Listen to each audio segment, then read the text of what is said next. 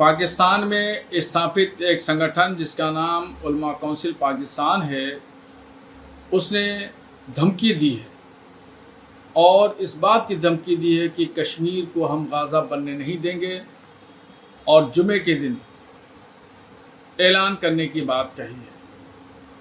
मैं पाकिस्तान उलमा काउंसिल के तमाम जिम्मेदारों को चेतावनी देता हूँ कि आपकी इस गीदड़ भपकियों में भारत का मुसलमान आने वाला नहीं है और कश्मीर भारत का अंग है।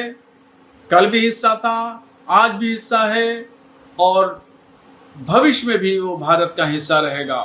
और एक वो दिन आएगा कि मकबूजा कश्मीर पीओके पर तिरंगा झंडा लहराएगा। हम मुंह तोड़ जवाब देना जानते हैं और इस तरह की भ्रमिक और मुश्तिल करने वाली चीज़ें बर्दाश्त नहीं की जाएंगी।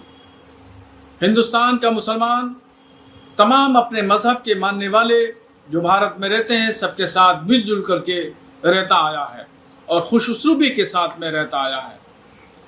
मैं तमाम मस्जिद के इमाम और मुसलमानों से ऐलान करना चाहता हूँ, अपील कर रहा हूँ कि कल जुमा का दिन है।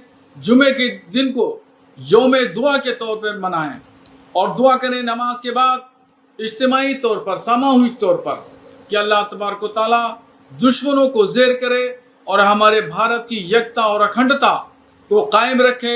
यहाँ पर हिंदू मुस्लिम यकजहती, भाईचारा, इत्तेहाद और इत्तफाक आपस में कायम रहे और हम एक न एक दिन इंशाअल्लाह ये जो आतंकवाद है, आतंकवाद की जो बीमारी है, इसको जड़ से ख़त्म करके रहेंगे।